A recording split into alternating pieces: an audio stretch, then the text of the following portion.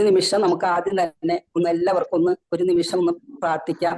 ഇന്ന് ഓപ്പറേഷന് വിധേയരാകുന്ന ഓരോ മക്കളെയും സമർപ്പിച്ച് പ്രാർത്ഥിക്കാം. ലോകത്തിന്റെ വിവിധ ഭാഗങ്ങളിൽ ഇപ്പോൾ പല ഹോസ്പിറ്റലുകളിലും ഓപ്പറേഷന് വിധേയരായിക്കൊണ്ടിരിക്കുന്ന അനേകം മക്കളുണ്ട്. നമ്മുടെ അറിവിലുള്ള മക്കളുണ്ടായിരിക്കാം, അല്ലെങ്കിൽ നമ്മളോട് പ്രാർത്ഥനാ സഹായം ആവശ്യപ്പെട്ടുള്ള മക്കളുണ്ടായിരിക്കാം. ഒരു നിമിഷം നമുക്ക് നമ്മുടെ ദുഃഖങ്ങളും വേദനകളൊക്കെ ഒന്ന് മാറ്റിവെച്ച് നമുക്ക് ഇപ്പോൾ ഓപ്പറേഷന് വിധേയരായിക്കൊണ്ടിരിക്കുന്ന ഓരോ മക്കൾക്കും വേണ്ടി, അവരെ ഓപ്പറേഷൻ ചെയ്യുന്ന ഡോക്ടർമാർക്ക് വേണ്ടി, അവരെ ശുശ്രൂഷിക്കുന്ന മറ്റ് നഴ്സുമാർക്കും അതിനോട് ബന്ധപ്പെട്ട എല്ലാ മക്കളെയും നിമിഷം അവർ സമർപ്പിച്ച് യേശുവേ അവിടുത്തെ തിരു രക്തം കൊണ്ട് അവരെ ഓരോരുത്തരെയും കഴുകണമേ എന്ന് പ്രാർത്ഥിച്ചുകൊണ്ട് നമുക്കൊന്ന് അല്പസമയം ഒന്ന് സ്തുതിക്കാം.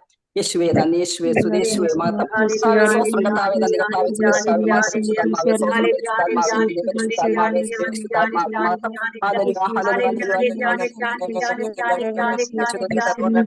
യേശുവേ നന്ദി, യേശുവേ സുദേശുവേ മാതം കർത്താവേ സ്വസ്ത്രം കർത്താവേ നന്ദി, കർത്താവേ സ്തുതി മാതം യേശുവേ നന്ദി, യേശുവേ സുദേശുവേ മാതം ഹല്ലേലൂയ ഹല്ലേലൂയ ഹല്ലേലൂയ യേശുവേ നന്ദി, യേശുവേ സുദേശുവേ മാതം കർത്താവേ സ്വസ്ത്രം കർത്താവേ സ്തുതി കർത്താവേ മാതം യേശുവേ നന്ദി, യേശുവേ സുദേശുവേ മാതം കർത്താവേ സ്വസ്ത്രം കർത്താവേ ഹല്ലേലൂയ ഹല്ലേലൂയ യേശുവേ ആരാധന ആരാധന ആരാധന ആരാധന ആരാധന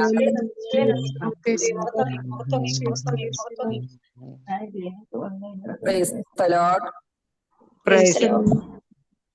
ഞാൻ പറയുന്നത് കേൾക്കാനുണ്ടോ നിങ്ങൾക്ക്? ഇപ്പോൾ അവിടെ ഓപ്പറേഷൻ മകൾക്ക് നടന്നുകൊണ്ടിരിക്കുകയാണ്. അപ്പൊ നമ്മൾ എല്ലാവരും ഉള്ളില് പ്രാർത്ഥിക്കണം. ദൈവമേ ആ ഓപ്പറേഷൻ വിജയകരമായി തീരണം. ആ മക്കൾ പൂർണ്ണ ആരോഗ്യത്തോടെ, ആ മകൾ മാത്രമല്ല ഇപ്പോൾ ഓപ്പറേഷൻ നടത്തിക്കൊണ്ടിരിക്കുന്ന ഓരോ മക്കളും പൂർണ്ണ ആരോഗ്യത്തോടെ തിരിച്ചു വരുവാൻ വേണ്ടി നമുക്ക് പ്രാർത്ഥിക്കാം. ഞങ്ങളുടെ ദേവാലയത്തിലെ ആരാധനയ്ക്ക് എഴുന്നള്ളിച്ചു വെച്ച് ഞങ്ങൾ ഇടവക ജനങ്ങൾ അവിടെ പ്രാർത്ഥിച്ചു കൊണ്ടിരിക്കുകയായിരുന്നു ഇത്രയും സമയം. അപ്പോൾ ദൈവം അത്ഭുതം പ്രവർത്തിക്കുമെന്ന് ഉറച്ച വിശ്വാസമുണ്ട്. ഇല്ലെങ്കിലും ദൈവത്തിന്റെ ഹിതം എന്താണെങ്കിലും അത് നിറവേറട്ടെ. അത് എന്തായാലും ആ മകളുമായി ബന്ധപ്പെട്ടവർക്കൊക്കെ അതെല്ലാം സ്വീകരിക്കാനുള്ള വലിയൊരു കൃപ കൂടി ദൈവം കൊടുക്കണമേ എന്നാണ് ഞാൻ പ്രാർത്ഥിക്കുന്നത്. അപ്പൊ നമുക്ക് എല്ലാവർക്കും പ്രാർത്ഥിക്കാം. അപ്പോൾ ഞാനിങ്ങനെ എന്ത് പറയണം ദൈവമേ, പെട്ടെന്ന് ഒരു വചനം പങ്കുവെക്കാൻ പറഞ്ഞപ്പോൾ ഞാൻ എന്ത് വിചാരിച്ചു, ഞാൻ എപ്പോഴും നിങ്ങളോട് പറയാറുണ്ട്, ഒരു സഹനത്തിൽ നിൽക്കുമ്പോഴാണ് എനിക്ക് എപ്പോഴും ദൈവം വചനം പങ്കുവെക്കാൻ ഒരു അവസരം നൽകാറ്. അത് വലിയൊരു അത്ഭുതമായിട്ട് എനിക്ക് തോന്നുന്നതാണ്. പക്ഷെ ഞാൻ പിന്നീട് അതിന് മനസ്സിലാക്കിയത്, നമ്മൾ സഹനത്തിൽ നിന്നുകൊണ്ട് ദൈവത്തിന്റെ വചനം പ്രഘോഷിക്കുമ്പോൾ അല്ലെങ്കിൽ ആരോടെങ്കിലും വചനം പറയുമ്പോൾ അതേ വേദനയോടെ അല്ലെങ്കിൽ അതിനോട് ചേർന്ന വേദനയോടെ ഇരിക്കുന്ന ആരെങ്കിലും ഒക്കെ കൂട്ടായ്മയിലും ഉണ്ടായിരിക്കും. ആ അപ്പോഴാണ് നമ്മൾ വചനം പങ്കുവെക്കുമ്പോൾ അവിടെ അത്ഭുതങ്ങളും അടയാളങ്ങളും ധാരാളമായി വർഷിക്കാന്ന് എനിക്ക് വലിയൊരു ബോധ്യം കിട്ടി. അപ്പോൾ ഇങ്ങനെ കേട്ടപ്പോൾ ഞാൻ വിചാരിച്ചു, ദൈവമേ ഞാൻ എന്താണ് ഈ മക്കളോടൊന്ന് പറയേണ്ടത്. അപ്പോൾ 2 ദിവസം മുൻപ് ഞാനിങ്ങനെ പ്രാർത്ഥിച്ചുകൊണ്ടിരിക്കുമ്പോൾ, ഞാൻ ഈ മകളുമായി ബന്ധപ്പെട്ട് ഇങ്ങനെ പ്രാർത്ഥിച്ചുകൊണ്ടിരിക്കുമ്പോൾ ദൈവം എനിക്കൊന്ന് വെളിപ്പെടുത്തി തന്ന ഒരു കാര്യമുണ്ടായിരുന്നു.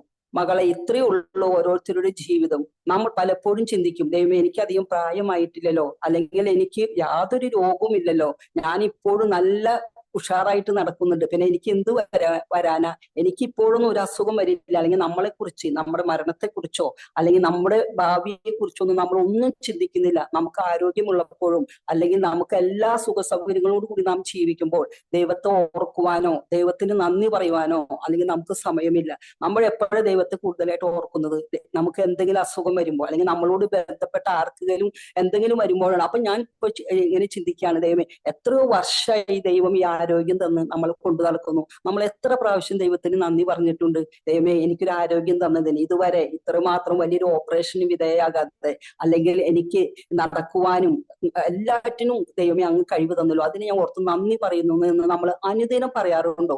അപ്പൊ ഇതിൽ നിന്നെല്ലാം എനിക്ക് ഇങ്ങനെ ചിന്തിച്ചപ്പോൾ മനസ്സിലായി, മകളെ ഇപ്പോൾ നീ വളരെ ദുഃഖിക്കുന്നു, ആ മകൾക്ക് വേണ്ടി പ്രാർത്ഥിക്കുന്നു. പക്ഷെ ഇത്രയും നാള് ഈ ആരോഗ്യം ഞാൻ നിങ്ങൾക്ക് നൽകിയപ്പോൾ, ഓടിച്ചാടി നടന്ന് എല്ലാം ചെയ്യാനുള്ള എല്ലാ കഴിവൊക്കെ നൽകിയപ്പോ എത്ര പ്രാവശ്യം നീ എന്റെ സന്നിധിയിൽ ഇരുന്ന് നന്ദി പറഞ്ഞിട്ടുണ്ട്. സത്യമല്ലേ സഹോദരങ്ങളെ? നമ്മൾ ദൈവത്തിനോട് നന്ദി എന്തുമാത്രം നന്ദി നമുക്ക് ദൈവത്തിനോട് പറയാനുള്ളത്. നമ്മളെ കഴിവ് കൊണ്ടോ മിടുക്ക് കൊണ്ടോ ഒന്നുമല്ല, ദൈവത്തിന്റെ ഒരു കരുണ, ആ ഒരു കരുണ മാത്രമാണ് നമ്മൾ ഇന്ന് ജീവിച്ചിരിക്കുന്നത്, അല്ലേ? അല്ലെങ്കിലൊക്കെ ഞാൻ ചിലപ്പോൾ വിചാരിക്കാറുണ്ട്, ദൈവമേ എന്റെ പണ്ടുള്ള കാലത്തിലെ ഞാൻ അന്ന് മരിച്ചു പോവാണെങ്കിൽ, ഇപ്പോഴും ഞാൻ ദൈവത്തിന് ഇഷ്ടപ്പെട്ട ജീവിതം നയിക്കാൻ തീരുമാനിച്ചു തുടങ്ങിയിട്ടേ ഉള്ളൂ, എന്നാലും അറിയാത്തൊരു കാലഘട്ടത്തിലെ ആ ജീവിച്ച കാലത്ത് ഞാൻ മരിച്ചു പോയിരുന്നെങ്കിൽ ഞാൻ എന്റെ നിത്യ നരകത്തിലാകുമായിരുന്നില്ലേ? പക്ഷെ അതെന്റെ ദൈവം ആഗ്രഹിച്ചിരുന്നില്ല. അതുകൊണ്ടാണ് അവിടുന്ന് എന്നെ പിന്നെയും വളർത്തി ഇത്രയ്ക്കും എത്തിച്ചത്. എന്തിനാണ്? ഒരുവൻ പോലും നശിച്ചു പോകാൻ അവിടുന്ന് ആഗ്രഹിക്കാത്തത് കൊണ്ട് നമ്മളോട് ഇങ്ങനെ ക്ഷമ കാണിച്ച് നമ്മളെ ഓരോ ദിവസവും അവിടുന്ന് വഴി കാട്ടുകയാണ്. അപ്പോൾ ഇങ്ങനെ ആ ചിന്തിച്ചു കൊണ്ടിരിക്കുമ്പോൾ എനിക്ക് തോന്നി, ഇത്രയേ ഉള്ളൂ മനുഷ്യ, നീ എന്തുമാത്രം അഹങ്കരിക്കുന്നു. നമ്മുടെ കഴിവിലായിരിക്കാം, നമ്മുടെ സ്ഥാനമാനങ്ങളിലായിരിക്കാം, പണത്തിലായിരിക്കാം, എന്തിന് നമ്മൾ അഹങ്കരിക്കുന്നു. പക്ഷെ ഇതൊക്കെ മാറി മറിയാൻ ഒരു നിമിഷം മതി. കള്ളനെ പോലെ മരണം വരുമെന്ന് വചനത്തിൽ പറയുന്നുണ്ട്. എപ്പോഴും ഒരുങ്ങിയിരിക്കാൻ പറയുന്നുണ്ട്. പക്ഷെ നമ്മൾ ഒരുങ്ങിയിരിക്കുന്നുണ്ട് സഹോദരങ്ങളെ. നമ്മൾ ഭൗതികമായ ആവശ്യങ്ങളും അല്ലെങ്കിൽ പറയുന്നു, വേദനിക്കുന്നു, ദുഃഖിക്കുന്നു. പക്ഷെ നമ്മൾ ഇന്ന് മരിക്കുകയാണെങ്കിൽ എന്റെ ആത്മാവ് എവിടെയാണ് എന്ന് നമ്മൾ എപ്പോഴെങ്കിലും നമ്മൾ ചിന്തിച്ചിട്ടുണ്ടോ? പക്ഷെ അത് ഈ സംഭവം ഈ മകൾക്ക് ഇങ്ങനെ വന്നപ്പോൾ എന്റെ മനസ്സിലേക്ക് കടന്നു വന്ന ചിന്തയാണ്, ഇനി ഓരോ നിമിഷവും ദൈവത്തിന്റെ ദാനമാണെന്ന് മനസ്സിലാക്കി എന്റെ മരണം എപ്പോഴാണെന്ന് എനിക്കറിയില്ല.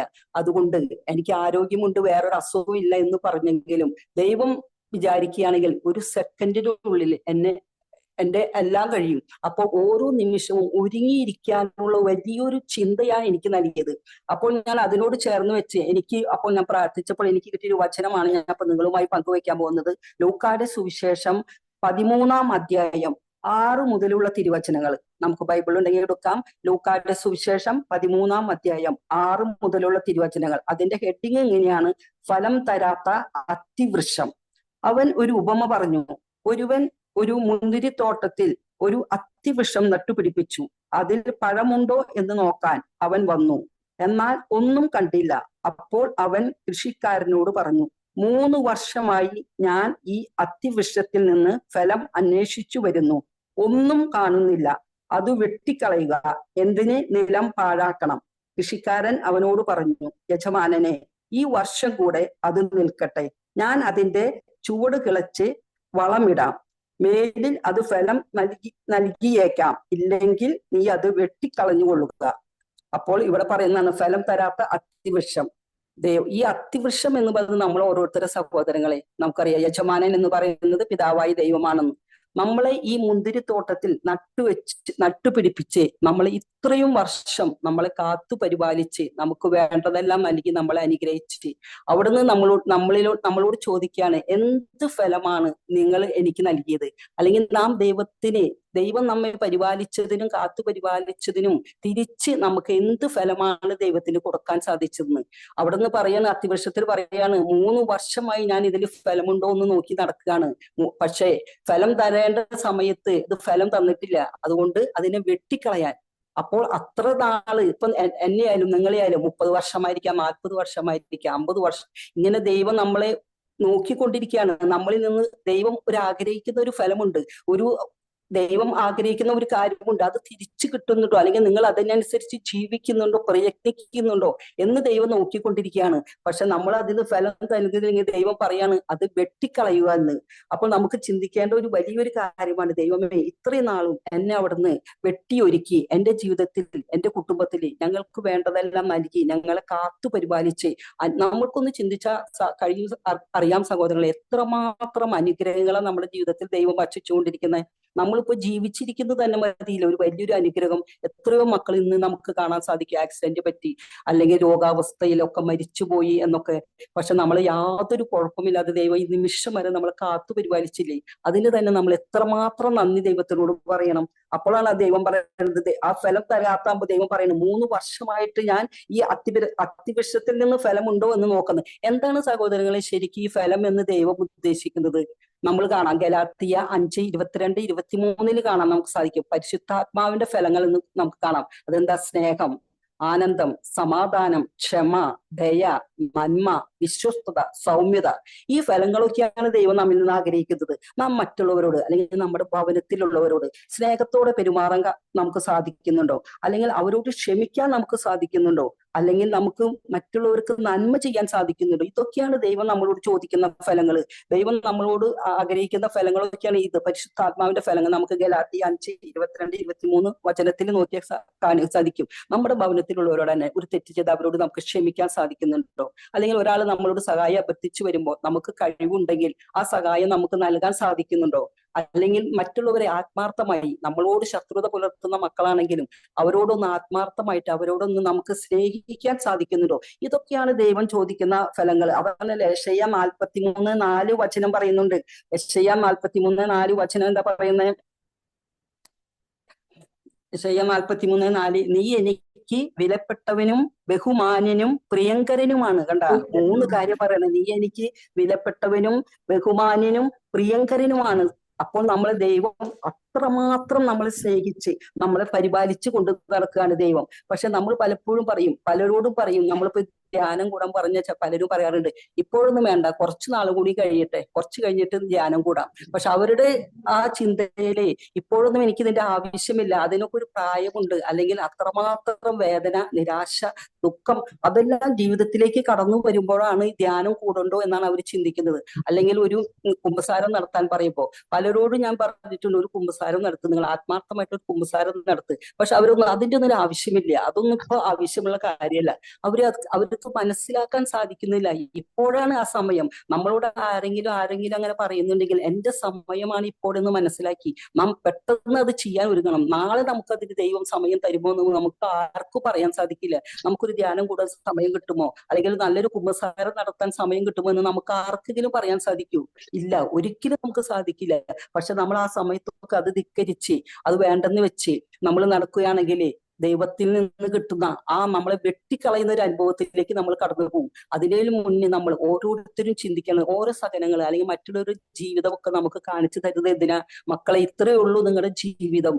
നിങ്ങൾ പലപ്പോഴും പലതും കണക്കുകൂട്ടി പലതും പ്രത്യാശിച്ച്, അല്ലെങ്കിൽ കുറെ വർഷങ്ങൾ കഴിഞ്ഞതിന് ശേഷം ധ്യാനം കൂടാം, അല്ലെങ്കിൽ നല്ലൊരു കുമ്പസാരം നടത്താം, അല്ലെങ്കിൽ പാപങ്ങളൊക്കെ പൊറുക്കാം എന്നൊക്കെ ചിന്തിക്കുമ്പോൾ നമുക്ക് ദൈവം ഈ അവസരം തരുമെന്ന് നമുക്ക് ആർക്കെങ്കിലും ഉറപ്പ് പറയാൻ സാധിക്കൂ? നമ്മുടെ ആയുസ് എത്രയുണ്ടെന്ന് നമുക്ക് ആർക്കെങ്കിലും പറയാൻ കഴിയും? മറ്റുള്ളതൊക്കെ നമുക്ക് ചിലപ്പോൾ പ്രഖ്യാപിക്കാൻ പറ്റും. ഞങ്ങൾക്ക് കടബാധ്യത ചിലപ്പോൾ ഇത്ര നാൾ കഴിഞ്ഞാൽ മാറുമായിരിക്കും, അല്ലെങ്കിൽ മകളുടെ വിവാഹം ഇത്ര വർഷം കഴിഞ്ഞ് ചിലപ്പോൾ നടക്കും. പക്ഷെ നമ്മുടെ ആയുസ്സിന്, നമ്മുടെ മരണത്തെ കുറിച്ച് നമുക്ക് ആർക്കെങ്കിലും എന്തെങ്കിലും പറയാൻ സാധിച്ചു? പക്ഷെ ദൈവം നമുക്ക് ഓരോരുത്തർക്കും അവസരം വീണ്ടും വീണ്ടും തന്നുകൊണ്ടിരിക്കുക, നമുക്ക് പശ്ചാത്തപിക്കാൻ വേണ്ടി, തിരിച്ചു വരാൻ വേണ്ടി.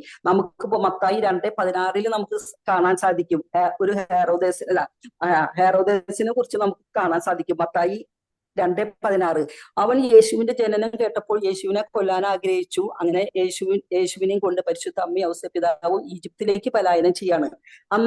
അപ്പൊ ഞാൻ ചിന്തിക്കാറുണ്ട്, ദൈവമേ, ഈ ഹെറോദേസ് ഇങ്ങനെ പറഞ്ഞപ്പോൾ യേശുവാണ് പിതാവായി ദൈവത്തിന്റെ പുത്രനാണ്. അങ്ങനെയാണെങ്കിൽ ആ ഹെറോദേസിനെ അവിടെ വെച്ച് വേണമെങ്കിൽ അവനെ കൊല്ലാമായിരുന്നു. ഈ ഇത്രമാത്രം സഹനത്തിലൂടെ ഈ രാത്രിക്ക് രാത്രി ഇത്രയും ദൂരം മൈല് താണ്ടി ഈ ഈജിപ്തിലേക്ക് പോകേണ്ട ആവശ്യമുണ്ടായിരുന്നു? ഇല്ല. ആ ഹെറോദേസ് യേശുവിന്റെ ജനനത്തിന് 3 വർഷം കഴിഞ്ഞപ്പോഴാണ് മരിക്കുന്നത് എന്നാണ് കാണുന്നത്. അത് നമ്മൾ കാണുന്നുണ്ട് ബൈബിളിൽ. ഈജിപ്തിൽ നിന്ന് പിന്നീട് ഹെറോദേസിന്റെ മരണത്തിന് ശേഷം അവര് ഇസ്രായേലിലേക്ക് തിരിച്ചു വരുന്നത് കാണുന്നുണ്ട്. അപ്പൊ 3 വർഷമാണ് ഈ യേശുവിന്റെ ത്തിന് ശേഷം ഹെറോദേസ് ജീവിച്ചിരുന്നത് എന്നാ പറയുന്നത്. അപ്പൊ അങ്ങനെയാണെങ്കിൽ ഈ 3 വർഷം കൂടി ശരിക്ക് പറയുന്നത് ഹെറോദേസിന് പശ്ചാത്തപിക്കാനുള്ള ഒരു അവസരം ദൈവം കൊടുത്തിരിക്കുകയായിരുന്നു. ഇത്ര വലിയൊരു തെറ്റ് ചെയ്തിട്ട് ആരും ചെയ്യാത്ത മാത്രം 2 വയസ്സിന് താഴെയുള്ള എല്ലാ കുഞ്ഞുങ്ങളെയും കൊല്ലാൻ അവിടുന്ന് കൽപ്പിച്ചു. ഈ ഉണ്ണിയേശുവിനെ കൊല്ലാനും വേണ്ടി 2 വയസ്സിന് താഴെയുള്ള എല്ലാ ആൺകുഞ്ഞുങ്ങളെയും കൊല്ലാൻ ഹെറോദേസ് കൽപ്പന പുറപ്പെടുവിച്ചു. പക്ഷെ ആ സമയത്ത് എല്ലാ കുഞ്ഞുങ്ങളെയും അല്ലെങ്കിൽ യേശുവിനെ അവിടുന്ന് പിതാവായി ദൈവത്തിന് രക്ഷിക്കാൻ സാധിക്കാതെയാണോ? അല്ല. അങ്ങനെയാണെങ്കിൽ നമ്മൾ ചിന്തിച്ചു നോക്കി, നമ്മൾ ഓരോരുത്തരും ഓരോ പാപം ചെയ്യുമ്പോഴും നമ്മൾ ആ നിമിഷം മരിക്കുകയാണെങ്കിൽ നമ്മുടെ അവസ്ഥ ഒന്ന് ചിന്തിച്ചേ. പക്ഷെ നമ്മൾ ഒരിക്കലും മരിക്കാനല്ല, പെട്ടെന്ന് മരിച്ചു പോകണമെന്നല്ല, ഈ ഭൂമിയിൽ നിന്ന് നമ്മൾ എടുക്കണം എന്നല്ല ദൈവം ആഗ്രഹിക്കുന്നത്. നമ്മുടെ എല്ലാവരുടെയും മാനസാന്തരം, പശ്ചാത്താപമാണ് ദൈവം ആഗ്രഹിക്കുന്നത്. അതുകൊണ്ട് ഓരോ ദിവസവും നമുക്ക് നൽകിക്കൊണ്ട്, നമുക്ക് പലരും വചനത്തിലൂടെ ആയിരിക്കാം, അല്ലെങ്കിൽ മറ്റു മക്കളിലൂടെ ആയിരിക്കാം, നമ്മുടെ കുറവുകൾ അല്ലെങ്കിൽ തെറ്റുകളൊക്കെ നമുക്ക് പറഞ്ഞു തരുമ്പോൾ നമ്മൾ പശ്ചാത്തപിക്കാൻ നമ്മൾ തയ്യാറാകണം. ഈ ഹെറോദേസിന്റെ ജീവിതത്തിൽ തന്നെ നോക്കി നമുക്ക് സാധിക്കും, 3 വർഷം ദൈവം കൊടുത്തു പശ്ചാത്തപിക്കാനായിട്ട്. പക്ഷെ ഹെറോദേസിന് പശ്ചാത്താപം ഉണ്ടായില്ല. എന്തുണ്ടായി? നമ്മൾക്ക് കാണാൻ സാധിക്കും, അപ്പോസ്തല പ്രവർത്തനത്തിൽ നാം കാണുന്നുണ്ട്, പുഴുവരിച്ച് ജീവിച്ചിരിക്കുമ്പോൾ തന്നെ ഹെറോദേസ് പുഴുവരിച്ച് മരിച്ചു എന്നാ പറയുന്നത്. അപ്പൊ എത്രയോ അവന്റെ ജീവിതം എത്രയോ ഭയാനകമായിരുന്നു എന്നാണ് ആ വചനത്തിൽ നമുക്ക് കാണാൻ സാധിക്കുന്നത്. ഇതുപോലെയാണ് സഹോദരങ്ങളെ, നമുക്ക് പലപ്പോഴും ദൈവം അവസരങ്ങൾ തന്നിട്ട്, അല്ലെങ്കിൽ നമുക്ക് പശ്ചാത്തപിക്കാനൊക്കെ നമുക്ക് അവസരങ്ങൾ തന്ന് നമ്മളെ വീണ്ടും വീണ്ടും ജീവിക്കാൻ അവിടുന്ന് അനുവദിച്ചിട്ട് നമ്മൾ വീണ്ടും ആ പാപത്തിൽ തന്നെ തുടരുക, ആ പാപത്തിൽ നിന്ന് അകന്നു പോവാൻ പറ്റാത്ത വിധം ആ പാപത്തിൽ ബന്ധിച്ചിരിക്കുന്ന അവസ്ഥ. ഇതാണ് പറഞ്ഞത്. 2 പത്രോസ് 3:9 വചനം പറയുന്നില്ലേ? ആരെങ്കിലും ബൈബിൾ ഉണ്ടെങ്കിൽ ഒന്ന് എടുക്കാട്ടോ. ഞാൻ പെട്ടെന്ന് ഒരുങ്ങാത്ത കാരണം ഞാൻ എടുത്തു വെച്ചിട്ടില്ല. 2 പത്രോസ് 3:9 വചനം പറയുകയാണ്. എന്താ പറയുന്നത്? കർത്താവിന്റെ 2 പത്രോസ് 3:9 3:9 ആരും നശിച്ചു പോകാതെ എല്ലാവരും അനുതപിക്കണമെന്ന് അവിടുന്ന് ആഗ്രഹിക്കുന്നത് കൊണ്ട് നിങ്ങളോട് ദീർഘക്ഷമ കാണിക്കുന്നു എന്നേയുള്ളൂ. അപ്പൊ വചനം ഒന്ന് ചിന്തിച്ചു നോക്കി സഹോദരങ്ങളെ. 2 പത്രോസ് 3:9 പറയാണ്, ദൈവം പറയാണ് ആരും നശിച്ചു പോകാതെ എല്ലാവരും അനുതപിക്കണമെന്ന് അവിടുന്ന് ആഗ്രഹിക്കുന്നത് കൊണ്ട് നിങ്ങളോട് ദീർഘക്ഷമ കാണിക്കുന്നേ എന്നേ ഉള്ളത്. കണ്ടാ, അപ്പൊ നമ്മളോട് ദൈവം കാണിക്കുന്നത്, ദീർഘക്ഷമ കാണിക്കുന്നത് എന്തിനാ? നമ്മൾ ആരും നശിച്ചു പോകല്ലേ, നിത്യ നരകാഗ്നിക്ക് അർഹരാകരുത് എന്ന് ദൈവത്തിന് വലിയ ഒരു ആഗ്രഹമാണ്. ആഗ്രഹം കൊണ്ടാണ് അവിടുന്ന് നമ്മുടെ ജീവിതത്തില് നമ്മളോട് ദീർഘക്ഷമ കാണിച്ച് നമ്മളെ വീണ്ടും വീണ്ടും ജീവിക്കാൻ അനുവദിക്കുന്നത്. നമ്മൾ പലപ്പോഴും പലരും പറയാറുണ്ട്, ഞാൻ എന്തൊക്കെ തെറ്റ ചെയ്തത്, പക്ഷെ എനിക്ക് ഒന്നും സംഭവിക്കുന്നില്ലല്ലോ. നമ്മൾ തന്നെ ചിലപ്പോ ചോദിച്ചിട്ടില്ലേ, അവര് വീട്ടിൽ കണ്ട എന്നും വഴക്കും അല്ലെങ്കിൽ വേറെ പ്രശ്നങ്ങളും എല്ലാം ആണ്, പക്ഷെ അവരുടെ കുടുംബത്തിൽ എന്തൊരു സമാധാനം, സന്തോഷം, അവർക്ക് ഒരു ആപത്തും ദൈവം വരുത്തുന്നില്ല.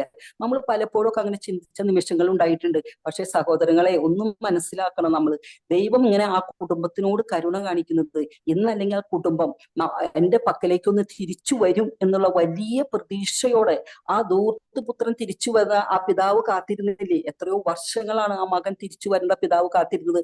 അല്ലെങ്കിൽ ആ പന്നിക്കൂട്ടിൽ കിടക്കുമ്പോൾ അവൻ മരിച്ചിരുന്നെങ്കിൽ, അവന് പശ്ചാത്താപമില്ലാതെ അവൻ മരിച്ചിരുന്നെങ്കിൽ അവന്റെ അവസ്ഥ ഒന്ന് ചിന്തിച്ചു നോക്കി. പക്ഷെ അത്രയും കാലം പിതാവായ ദൈവം കാത്തിരിക്കുകയായിരുന്നു, എന്റെ മകൻ പശ്ചാത്തപിച്ചുകൊണ്ട് തിരിച്ചു വരുന്നത് കാത്തിരിക്കുകയാണ്.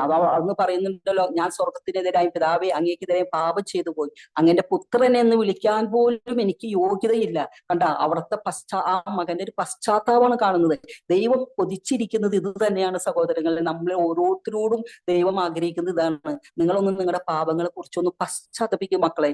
നിങ്ങൾക്ക് ഞാൻ ഓരോ ദിവസവും അവസരം തന്നുകൊണ്ടിരിക്കുകയാണ്. നമ്മൾ വീണ്ടും വീണ്ടും അത് മനസ്സിലാക്കാതെ വെറുപ്പിന്റെ, വിദ്വേഷത്തിന്റെ വാശിയിലെ നമ്മൾ ഇപ്പോഴും ഇരിക്കുന്നുണ്ടെങ്കിൽ നമ്മൾക്ക് പശ്ചാത്തപിക്കാനുള്ള ഒരു ദിവസം കൂടിയാണെന്ന് നമ്മൾ മനസ്സിലാക്കണം. എനിക്കും നിങ്ങൾക്കും ഇനിയും ദൈവം നമുക്ക് ചിലപ്പോൾ ഒരു അവസരം തന്നു എന്ന് നമുക്ക് പറയാൻ പറ്റില്ല. അപ്പൊ ഇതാണ് ശരിക്കും രക്ഷാകരമായ ദിവസം അല്ലെങ്കിൽ സമയം എന്ന് മനസ്സിലാക്കി നമ്മുടെ മനസ്സിലേക്ക് ഇപ്പോൾ ആരോടെങ്കിലും എന്തെങ്കിലും വെറുപ്പോ അല്ലെങ്കിൽ വിഷമോ പ്രയാസോ കടന്നു വരുന്നുണ്ടെങ്കിൽ നമ്മൾ മനസ്സിലാക്കണം, ദൈവമേ, ഇനിയും ഈ വെറുപ്പോ അല്ലെങ്കിൽ വിദ്വേഷമോ വാശിയോ ഞാൻ വെച്ചുകൊണ്ട് നടക്കുന്നില്ല. അങ്ങ് എനിക്ക് സൗജന്യമായി തരുന്ന ദിവസമാണ് ഇന്ന്. ഇന്നെങ്കിലും ഈ വിഷമം അല്ലെങ്കിൽ ഈ വെറുപ്പ് അല്ലെങ്കിൽ ആരോടെങ്കിലും ഉള്ള പിണക്കം ഉണ്ടെങ്കിൽ ഞാൻ മാറ്റാനായിട്ട് എനിക്ക് ശക്തി തരണേ എന്ന് നമ്മൾ പ്രാർത്ഥിക്കേണ്ട സമയം കൂടിയാണ് സഹോദരങ്ങളെ ഇന്ന്. 2 പത്രോസ് 3:3 എന്താ പറയുന്നുണ്ട്, ആദ്യം തന്നെ നിങ്ങൾ ഇത് മനസ്സിലാക്കണം, അധമ വികാരങ്ങൾക്ക് അടിമപ്പെട്ട് ജീവിക്കുന്ന നിന്ദകർ നിങ്ങളെ പരിഹസിച്ചുകൊണ്ട് അവസാന നാളുകളിൽ പ്രത്യക്ഷപ്പെടും. അവർ പറയും, അവന്റെ പ്രത്യാഗമനത്തെ കുറിച്ചുള്ള വാഗ്ദാനം എവിടെ?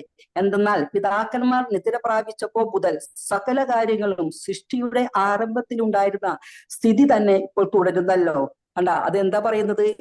നമ്മളിപ്പോ പറയാറുണ്ട് യേശുവിന്റെ 2ാമത്തെ ആഗമനം, യേശുവിന്റെ വരവ് അടുത്തിരിക്കുന്നു എന്നൊക്കെ നമ്മൾ പറയുന്നുണ്ട്. അപ്പൊ പലരും കളിയാക്കി ചോദിക്കാറുണ്ട്, യേശുവിന്റെ വരവ് അടുത്തിരുന്നു എന്ന് പറഞ്ഞു, പല അടയാളങ്ങളും നടക്കുന്നൊക്കെ പറയുന്നുണ്ട്. പക്ഷെ ഇതുവരെ യേശുവിന്റെ 2ാമത്തെ ആഗമനം സംഭവിച്ചിട്ടില്ലല്ലോ എന്ന്. പക്ഷെ എത്രയോ അറിവില്ലായ്മ കൊണ്ടാണ് അങ്ങനെ ചോദിക്കുന്നതെന്ന് ഇപ്പോഴാണ് ഞാൻ ചിന്തിക്കുന്നത്, ദൈവമേ, ഇങ്ങനെ ആ പ്രത്യാഗമനം ഇപ്പൊ നടന്നിരുന്നെങ്കിൽ നമ്മളൊന്ന് ചിന്തിച്ചു നോക്കി, നമ്മളെയും നമ്മുടെ കുടുംബത്തിലുള്ളവരുടെ അവസ്ഥ എന്തായിരിക്കുമെന്ന്. അല്ലെങ്കിൽ അനേകം പാപികള് മാനസാന്തരമില്ലാതെ കൊടും ക്രൂരതയിലെ, വെറുപ്പിലെ, വിദ്വേഷത്തില്, കൊലപാതകത്തില്, ജട്ടിക പാപത്തിൽ ജീവിക്കുന്ന മക്കള് നമ്മുടെ അറിവിൽ തന്നെ നമ്മൾ എന്തുമാത്രം മക്കളെ കാണുന്നു. അപ്പൊ ഈ 2ാമത്തെ ആഗമനം ദൈവം വൈകിക്കുന്നത് എന്തിനാ സഹോദരങ്ങളെ? നമ്മുടെയൊക്കെ പശ്ചാത്താപം നടക്കുവാൻ വേണ്ടി, പശ്ചാത്തപിക്കാൻ വേണ്ടി. ഇനിയും നമുക്കൊരു അവസരം ദൈവം തന്നില്ലെങ്കിലോ? അപ്പൊ ദൈവത്തിന് ഒരുവൻ പോലും നശിക്കാൻ അവിടുന്ന് ആഗ്രഹിക്കുന്നില്ല. അപ്പോൾ 2 പത്രോസ് 3:15 ഒരു വചനം പറയുന്നുണ്ട്. 2 പത്രോസ് 3:15 ഒരു വചനം പറയുന്നത് എന്താ?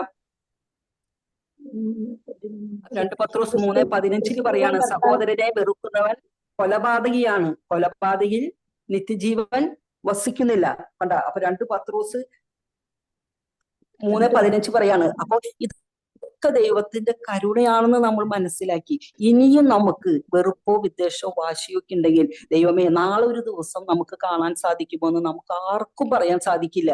അപ്പൊ അതുകൊണ്ട് ഇന്ന് ദൈവം നമ്മളോട് ഈ പറയുന്നുണ്ടെങ്കിൽ നമ്മുടെ കൂട്ടായ്മയിൽ ആരൊക്കെയോ ഞാനടക്കം ആരോടെങ്കിലും വെറുപ്പിലോ വിദ്വേഷത്തിലോ വാശിയിലോ അല്ലെങ്കിൽ മോശമായ ഏതെങ്കിലും പാപത്തിലോ നമ്മൾ തുടരുന്നുണ്ടെങ്കിൽ ഇന്നാണ് ദൈവം നമുക്ക് പശ്ചാത്തപിക്കാനുള്ള സമയം നൽകിയിരിക്കുന്നത് നമ്മൾ ചിന്തിക്കണം. അതുപോലെ തന്നെ പ്രഭാഷകൻ 5:3 വചനം പറയുന്നുണ്ട്. പ്രഭാഷകൻ 5:3 പറയുന്നു. ആരൊക്കെങ്കിലും കിട്ടിയത്? പ്രഭാഷകൻ 5:3. ആരുണ്ട് എന്നെ നിയന്ത്രിക്കാൻ എന്ന് പറയരുത്, കർത്താവ് നിന്നെ ശിക്ഷിക്കും തീർച്ച. അതാണ് ചേച്ചി. അടുത്തത് വായിക്കും. പാപം ചെയ്തിട്ട് എനിക്ക് എന്ത് സംഭവിച്ചു എന്ന് പറയരുത്, കർത്തൃകോപം സാവധാനമേ വരൂ. ക്ഷമിക്കുമെന്നോർത്ത് വീണ്ടും പാപം ചെയ്യരുത്. കണ്ടാ കർത്താവിന്റെ കാരണം പറയുന്നത് കണ്ടാ?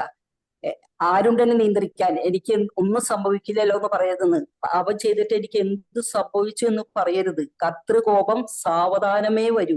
കണ്ടാ, പലരും പല തിന്മകൾ ചെയ്തിട്ടും ആ തിന്മയിൽ തന്നെ മുഴുകിയിട്ടും ആ തിന്മ തന്നെ ചെയ്തിട്ടും ചോദിക്കുകയാണ്, എനിക്ക് ഇത്രയും നാൾ ഈ തിന്മയിൽ ഞാൻ തുടർന്നിട്ട് എനിക്ക് എന്ത് സംഭവിച്ചു എന്ന്.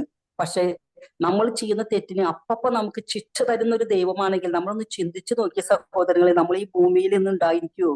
നമ്മൾ ചെയ്തു പോകുന്ന പാപങ്ങൾക്ക് നമുക്ക് അപ്പപ്പോ തന്നെ ദൈവത്തിൽ നിന്ന് ആ ശിക്ഷ കിട്ടുകയാണെങ്കിൽ നമ്മൾ ഈ ഭൂമിയിൽ എത്ര പേരിയിരിക്കും?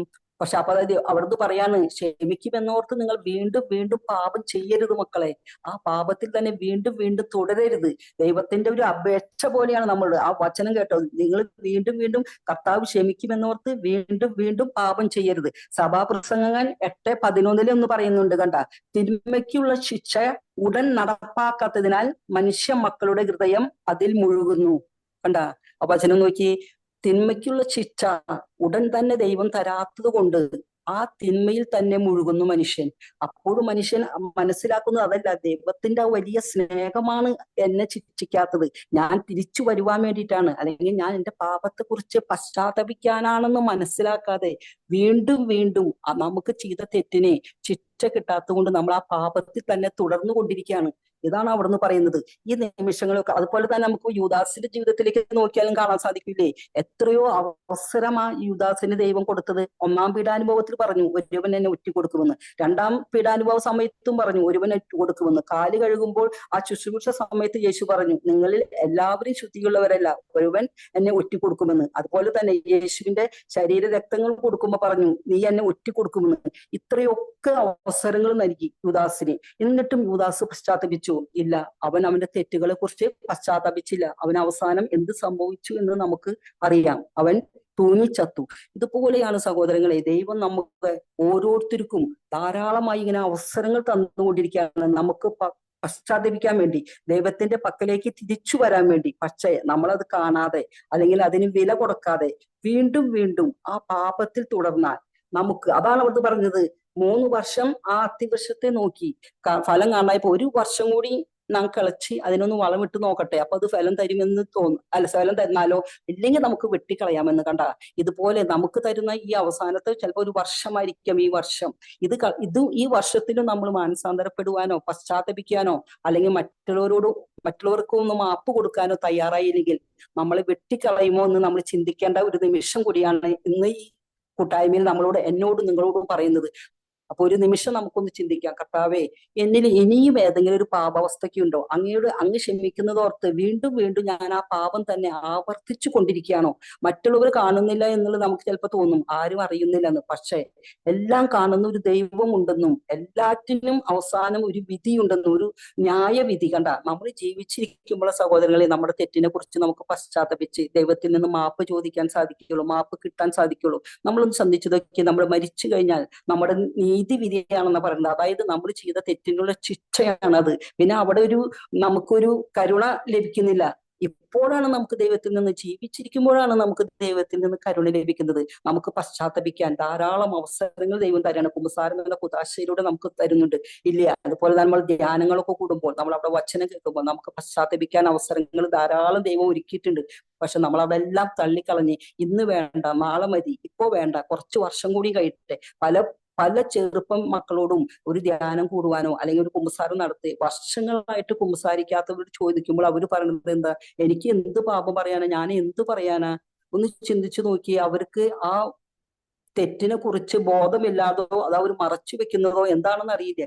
ഒരു വർഷമായിട്ട് കുമ്പസാരിച്ചിട്ട് ഒന്ന് കുമ്പസാരിക്കാൻ പറയുമ്പോൾ അവർ പറയാണ് എന്ത് പറയാനാ, ഞാൻ എന്ത് പാപമാണ് ചെയ്തിരിക്കുന്നത്. പക്ഷെ ആ സമയത്ത് തന്നെ നമുക്ക് വേണമെങ്കിൽ അവർക്ക് നമ്മുടെ അറിവിലുള്ള പാപങ്ങൾ എടുത്തു കൊടുക്കാൻ സമയമുണ്ട്. പക്ഷെ അവരൊന്നും അത് മനസ്സിലാക്കില്ല എന്നറിയാം. അതുകൊണ്ട് ആ സമയത്ത് നമ്മൾ സംസാരിക്കാതിരിക്കുന്നത് നല്ലത്. പല അനുഭവങ്ങളും എന്റെ ജീവിതത്തിൽ ഉണ്ടായിരിക്കുക.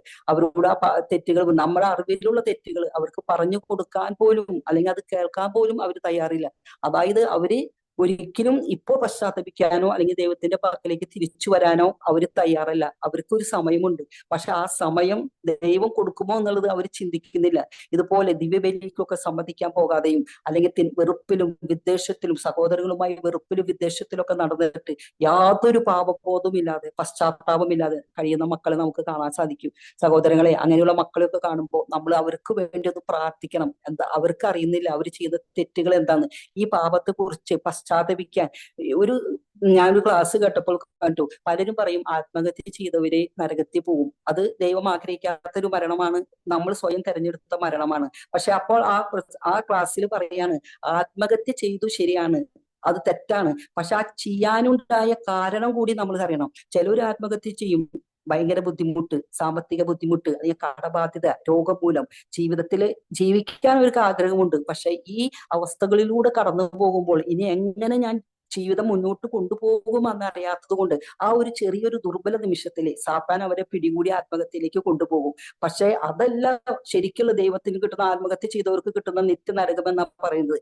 നമ്മൾ നമ്മുടെ ഉള്ളിലെ വെറുപ്പോടെ വിദ്വേഷത്തോടെ അല്ലെങ്കിൽ ആരെങ്കിലും തോൽപ്പിക്കാൻ വേണ്ടി അല്ലെങ്കിൽ ആരോടെങ്കിലും പ്രതികാരം ചെയ്യാൻ വേണ്ടി അല്ലെങ്കിൽ വലിയ കളവ്, കൊലപാതകം ഇതൊക്കെ ചെയ്തിട്ട് ആ പാപാവസ്ഥയിൽ നാം മരിക്കുകയാണെങ്കിൽ അല്ലെങ്കിൽ ആരോടെങ്കിലുള്ള വാശി തീർക്കാൻ വേണ്ടി അല്ലെങ്കിൽ വെറുപ്പിന് വിദ്വേഷത്തിൽ നമ്മൾ ആത്മഹത്യ അങ്ങനെയൊക്കെയുള്ള പാപം ചെയ്തു പോകുമ്പോഴാണ് അവർക്ക് നിത്യനരകം കിട്ടുക എന്ന് പറയുന്നത്. അതായത് നമ്മൾ മരണസമയത്ത് പോലും വെറുപ്പിലും വിദ്വേഷത്തിലും വാശിയിലും ആയിരിക്കുന്ന അവസ്ഥ. അപ്പൊ നമ്മളൊന്ന് ചിന്തിച്ചു നോക്കിയ സഹോദരങ്ങളെ, നമ്മുടെ അനുദിന ജീവിതത്തിൽ ഓരോ നിമിഷവും, ഞാനിപ്പോ 2 ദിവസമായിട്ട് എനിക്ക് മനസ്സിൽ ഭയങ്കര ഓരോ നിമിഷം നടക്കുമ്പോഴും ചെയ്യുമ്പോഴും ഞാൻ ചിന്തിക്കും, ദൈവമേ എന്റെ മരണം എപ്പോഴാണെന്ന് എനിക്കറിയില്ലല്ലോ കർത്താവേ, ഈ നിമിഷം ഞാൻ ചെയ്തതിൽ അല്ലെങ്കിൽ സംസാരിച്ചതിൽ പ്രവർത്തിച്ചതിൽ എന്തെങ്കിലും തെറ്റു വന്നു പോയോ കർത്താവേ. ആ നിമിഷം നമ്മൾ ചിന്തിക്കാൻ, ചില സകലങ്ങൾ നമ്മുടെ ജീവിതത്തിലേക്ക് കടന്നു വരുമ്പോൾ നമുക്ക് അങ്ങനെ ചിന്തിക്കാനുള്ളൊരു ബോധ്യം ദൈവം തരികയാണ്. ഈ മകളിൽ ഞാൻ പറഞ്ഞില്ലേ ഒരു അസ്വസ്ഥതയിലൂടെ കടന്നു പോകണം, അത്രയൊരു ഫ്രണ്ട് ആയതുകൊണ്ടായിരിക്കാം അങ്ങനെ ചിന്തിക്കുന്നത്. പക്ഷെ അതിന് ശേഷം എനിക്കിപ്പോ 2-3 ദിവസമായിട്ട് ഞാൻ ചിന്തിക്കുകയാണ്, ദൈവമേ ഇത്രയല്ലേ ഉള്ളൂ കർത്താവേ, ഞാൻ എന്തെങ്കിലും എന്റെ വാക്കുകൊണ്ടോ സംസാരം കൊണ്ടോ പ്രവൃത്തി കൊണ്ടോ എന്തെങ്കിലും പാപാവസ്ഥയിലാണെങ്കിൽ ആ പാപത്തോടു കൂടിയാണ് ഞാൻ മരിക്കുന്നതെങ്കിൽ എന്റെ അവസ്ഥ നോക്കി ദൈവമേ, ഞാൻ എന്റെ ആ തെറ്റിനെ എനിക്ക് അവിടെ ചെന്ന് ഒരു പരിഹാരം ചെയ്യാൻ സാധിക്കില്ലല്ലോ. ഇവിടെ അനേകം മക്കളുടെ പ്രാർത്ഥന ചെന്നാൽ മാത്രമേ അവിടെ നമുക്ക് ശുദ്ധീകരണ സ്ഥലത്ത് നിന്ന് മോശമുള്ളൂ. അത് നമുക്ക് ആർക്കും ഒരു ഗ്യാരണ്ടി ഒന്നുമില്ല. നമുക്ക് വേണ്ടി ആരെങ്കിലും പ്രാർത്ഥിക്കുമോ, നമ്മളെ ഓർക്കുമോ, നമുക്ക് വേണ്ടി ഭൂമിയിൽ എന്തെങ്കിലും പരിഹാരം ചെയ്യുമെന്നൊക്കെ നമുക്ക് ചിന്തിക്കാൻ പറ്റുമോ? പലരും പറയും അങ്ങനെ ചെയ്യാമെന്നൊക്കെ, പക്ഷെ നമുക്ക് ഒരു ഉറപ്പില്ല. അപ്പൊ നമുക്ക് ചെയ്യാൻ കഴിയുന്നത് എന്താ? നമ്മൾ ഈ ഭൂമിയിൽ ജീവിച്ചിരിക്കുമ്പോൾ നമ്മുടെ പാപത്തെ കുറിച്ച് പശ്ചാത്തപിക്കാൻ, ഇനിയെങ്കിലും ദൈവമേ ഓരോ പാപം ചെയ്യുമ്പോഴും അല്ലെങ്കിൽ ഓരോ നമ്മുടെ തെറ്റായ സംസാരം കടന്നു വരുമ്പോഴും ദൈവമേ ഈ അവസ്ഥയിൽ ഞാനിപ്പോൾ മരിച്ചു പോയാൽ എന്റെ അവസ്ഥ എന്തായിരിക്കും, എന്റെ സ്ഥാനം എവിടെയായിരിക്കും? അങ്ങനെയുള്ള ഒരു ചിന്ത നമ്മുടെ മനസ്സിലേക്ക് കടന്നു വരുമ്പോൾ സഹോദരങ്ങളെ, നമുക്ക് ഒരു തെറ്റ് ചെയ്യുമ്പോൾ അല്ലെങ്കിൽ ഒരു ചീത്ത വാക്ക് പറയാൻ നമ്മൾ ചിന്തിക്കുമ്പോൾ ആ സമയത്ത് നമ്മുടെ മനസ്സിലേക്ക് ചിന്ത കടന്നു വരും. ആ സമയത്ത് തന്നെ നമ്മൾ ശാന്തമാകും. നമുക്ക് തോന്നും, വേണ്ട ദൈവമേ ഈ അവസ്ഥയിൽ ഞാൻ ഇങ്ങനെ സംസാരിച്ചാലും ശരിയല്ല, അല്ലെങ്കിൽ ഇതുപോലെ ഈ തെറ്റായ പ്രവൃത്തി ഞാൻ ചെയ്യുന്നത് ശരിയല്ല. അങ്ങനെ നമുക്ക് ചിന്ത വരുമ്പോൾ ഓട്ടോമാറ്റിക്കലി നമുക്ക് ആ പാപത്തിൽ നിന്ന് നമുക്ക് അകലാൻ സാധിക്കുന്ന ഒരു അനുഭവം നമ്മുടെ ജീവിതത്തിൽ നമുക്ക് ഓരോരുത്തർക്കും കാണാൻ സാധിക്കും. അപ്പോൾ ഒരു നിമിഷം നമുക്ക് നമ്മെ തന്നെ സമർപ്പിക്കാം. നമ്മുടെ എല്ലാവരെയും ദൈവത്തിന്റെ കരങ്ങളിൽ സമർപ്പിച്ചുകൊണ്ട് നമുക്കൊന്ന് നിമിഷം പ്രാർത്ഥിക്കാം. എനിക്ക് ഒന്ന് പെട്ടെന്ന് ഇറങ്ങേണ്ട ഒരു ആവശ്യമുണ്ട്. അപ്പോ നമുക്ക് എല്ലാവർക്കും ഒന്ന് കണ്ണുകൾ അടയ്ക്കാം. കാരുണ്യവാനായ ദൈവമേ, ഞങ്ങൾ ഓരോരുത്തരെയും അങ്ങയുടെ കരങ്ങളിലേക്ക് ഞങ്ങൾ ഇതായി നിമിഷം സമർപ്പിക്കുന്നു. കർത്താവേ, എന്ന് ഞങ്ങളോട് അങ്ങ് സംസാരിച്ചു ദൈവമേ, ഞങ്ങളുടെ പാപത്തെ കുറിച്ചൊന്ന് ചിന്തിക്കുവാൻ, ഞങ്ങൾ ഇപ്പോഴും ഏതെങ്കിലും പാപാവസ്ഥയിൽ തുടരുകയാണോ എന്നുള്ളൊരു വലിയ ബോധ്യം ഞങ്ങൾക്ക് നൽകി കർത്താവേ. കാരുണ്യവാനായ ദൈവമേ, ഇനിയെങ്കിലും എല്ലാ പാപജീവിതത്തെ ഒന്ന് വെറുത്തുപേക്ഷിക്കുവാൻ യേശു ഞങ്ങളിൽ നിന്ന് ആഗ്രഹിക്കുന്ന ഫലം എന്തെന്ന് മനസ്സിലാക്കി ആ ഫലം ദൈവമേ അങ്ങ് ആഗ്രഹിക്കുന്ന വിധത്തിൽ അങ്ങേക്കും മറ്റു മക്കൾക്കും തിരിച്ചു കൊടുക്കുവാനുള്ള വലിയൊരു ഉത്തരവാദിത്വം ഞങ്ങൾക്കുണ്ടെന്ന് ഞങ്ങൾ അറിയുന്ന കർത്താവേ. സ്നേഹമായിരിക്കാം, അല്ലെങ്കിൽ മറ്റുള്ളവരോടുള്ള ഒരു അനുകമ്പയായിരിക്കാം, അല്ലെങ്കിൽ ഒരു നന്മ പ്രവൃത്തിയായിരിക്കാം, അല്ലെങ്കിൽ അവരോട് ഒരു ദൈവവചനം പറയുന്നതായിരിക്കാം, എന്തുമാകട്ടെ കർത്താവേ, അങ്ങ് ഞങ്ങളിൽ നിന്ന് എന്താണ് ആഗ്രഹിക്കുന്നതെന്ന് ഞങ്ങൾക്കൊന്ന് വെളിപ്പെടുത്തി തരണമേ കർത്താവേ. ഇനിയുള്ള കാലം ദൈവമഹത്വത്തിനായി ജീവിക്കുവാൻ, അനേകം മക്കളുടെ നന്മയ്ക്കായിട്ട് ജീവിക്കുവാൻ, അനേകം മക്കളുടെ മുൻപിൽ അങ്ങയെ ഒരു സാക്ഷ്യമാക്കി ഞങ്ങൾ വളരുവാൻ ഞങ്ങൾക്ക് കൃപ നൽകണമേ പരിശുദ്ധമേ മാതാവേ. ഞങ്ങൾക്ക് വേണ്ടി, ഞങ്ങളുടെ ഈ കൂട്ടായ്മയ്ക്ക് വേണ്ടി, ഈ കൂട്ടായ്മ ഇപ്പോൾ ഏതെങ്കിലും തരത്തിൽ പല വിധത്തിലുള്ള വേദനയാൽ കഴിയുന്ന മക്കളുണ്ടെങ്കിൽ കർത്താവേ, ഈ നിമിഷം ആ മക്കളിലേക്ക് അവിടെ കടന്നു ചെല്ലണമേ കർത്താവേ. അവർക്ക് ആശ്വാസമായി, സൗഖ്യമായി കർത്താവേ അവിടുന്ന് കടന്നു ചെന്ന് കർത്താവേ അങ്ങയിൽ രക്ഷയുണ്ടെന്നുള്ള ബോധ്യത്തോടെ അങ്ങയെ മുറുകെ പിടിക്കുവാൻ, അങ്ങയുടെ കരങ്ങളിൽ മാത്രമാണ് പൂർണ്ണമായ രക്ഷ എന്ന് മനസ്സിലാക്കി ആ യേശുവിനെ ഒന്ന് ചേർത്ത് പിടിക്കുവാൻ, എല്ലാ ദുഃഖങ്ങളും വേദനകളും ഒന്ന് അങ്ങയുടെ തിരുക്കരങ്ങളിലേക്ക് സമർപ്പിച്ചുകൊണ്ട് കർത്താവെ ഓരോ മക്കളുടെ ജീവിതത്തിലെ വേദനകളിൽ അവിടെ നിന്ന് ഇടപെടണമേ കർത്താവെ. ഞങ്ങൾക്കുണ്ടാകുന്ന എല്ലാ സഹനങ്ങളും വേദനകളും കർത്താവെ അനേകം മക്കളുടെ നന്മയ്ക്ക് വേണ്ടി, അനേകം മക്കളുടെ മാനസാന്തരത്തിന് വേണ്ടി കാഴ്ചവെക്കുവാൻ കർത്താവെ ഞങ്ങൾ ഓരോരുത്തരെയും അവിടുന്ന് ഒരുക്കണമേ പരിശുദ്ധമ്മേ മാതാവേ. സകല മാലാകന്മാരെ വിശുദ്ധരെ ഞങ്ങൾക്ക് ചുറ്റും കാവലായിരിക്കണമേ. ഞങ്ങളുടെ കാവൽ പരിശുദ്ധമ്മേ മാതാവേ, എല്ലാ അന്ധകാര ശക്തികളിൽ നിന്നും, എല്ലാ പൈശാചിക ബന്ധനത്തിൽ നിന്നും, ഞങ്ങളിലുള്ള എല്ലാ ദുശീലങ്ങളും ഈ നിമിഷം എടുത്തു മാറ്റുവാൻ പരിശുദ്ധമ്മേ മാതാവേ ഞങ്ങൾക്ക് വേണ്ടി അങ്ങേ തിരുക്കുമാനോട് മാധ്യസ്ഥ യാചിക്കണമേ. സകല മാലാകന്മാരെ വിശുദ്ധരെ ഞങ്ങൾക്ക് വേണ്ടി, പ്രത്യേകിച്ച് റോസാമിസ്റ്റിക മാതാവേ, ഇന്ന് ഞങ്ങൾക്ക് വേണ്ടി, ഞങ്ങളുടെ കൂട്ടായ്മയ്ക്ക് വേണ്ടി, ഈ കൂട്ടായ്മയിലുള്ള മക്കളുടെ വേദനകൾക്ക് വേണ്ടി അങ്ങേ തിരുക്കുമാനോട് മാധ്യസ്ഥ യാചിക്കണമേ എന്ന് പ്രാർത്ഥിച്ചുകൊണ്ട് നമുക്ക് എത്ര ദയുള്ള മാതാവേ എന്ന് പ്രാർത്ഥന ചെല്ലാം. എത്രയും ദയുള്ള മാതാവേ, അങ്ങേ സംഗീതത്തിൽ ഓടിവന്ന് അങ്ങേ സഹായം തേടി അങ്ങേ മധ്യസ്ഥം അപേക്ഷിച്ചവരിൽ ഒരു ഉപേക്ഷിച്ചതായ ലോകത്തിൽ കേട്ടിട്ടില്ലല്ലോ ഓർക്കണമേ. കന്യാവരക്കാരുടെ ദയുള്ള മാതാവേ, വിശ്വാസത്തിൽ സ്ഥിരപ്പെട്ടുകൊണ്ട് അങ്ങേ തൃപ്പാദങ്ങൾ ഞങ്ങൾ അണയുന്നു. നെടിയിപ്പോഴും കണ്ണീരോടും കൂടെ പാപിയായ ഞാൻ ദൈവത്തെ പ്രതീക്ഷിച്ചുകൊണ്ട് അങ്ങേ സന്നിധിയിൽ നിൽക്കുന്നു. മാതാവേ എന്റെ അപേക്ഷ ഉപേക്ഷിക്കാതെ ദയാപൂർവ്വം ആമേൻ. കുരിശു വരയ്ക്കാം. വിശുദ്ധ കുരിശിന്റെ അടയാളത്താൽ ഞങ്ങളുടെ ശത്രുക്കളിൽ നിന്ന് ഞങ്ങളെ രക്ഷിക്കാം. ഞങ്ങളുടെ തമ്പുരാനെ പിതാവിന്റെയും പുത്രന്റെയും പരിശുദ്ധാത്മാവിന്റെയും നാമത്തിൽ ആമേൻ. ആർക്കെങ്കിലും എന്തെങ്കിലും പറയാനുണ്ടോ?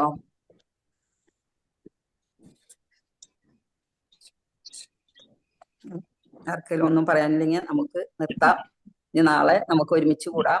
അപ്പോൾ നമ്മൾ മധ്യസ്ഥ പ്രാർത്ഥനയൊക്കെ നാളെ നമുക്ക് നടത്താം. നാളെ നമ്മൾ ദൈവം തന്ന ഒരാഴ്ചത്തെ ദൈവം തന്ന അനുഗ്രഹങ്ങളെ ഓർത്ത് ദൈവത്തെ സ്തുതിക്കാനും മഹത്വപ്പെടുത്തുവാനും അതുപോലെ തന്നെ അനേകം മക്കൾക്ക് വേണ്ടി മാധ്യസ്ഥ യാചിക്കാനൊക്കെ ഉള്ള ഒരു ദിവസമാണ് നാളെ. ആരെങ്കിലും ക്ലാസ് എടുക്കാൻ കിട്ടുന്നുണ്ടെങ്കിൽ ക്ലാസ് എടുക്കും, അല്ലെങ്കിൽ നമുക്ക് മധ്യസ്ഥ പ്രാർത്ഥന ദൈവം തന്ന അനുഗ്രഹങ്ങളെ ഓർത്ത് ദൈവത്തിന് നന്ദി പറയാം. എല്ലാവർക്കും ഈശോ മിശിഹായ്ക്ക് സ്തുതിയായിരിക്കട്ടെ.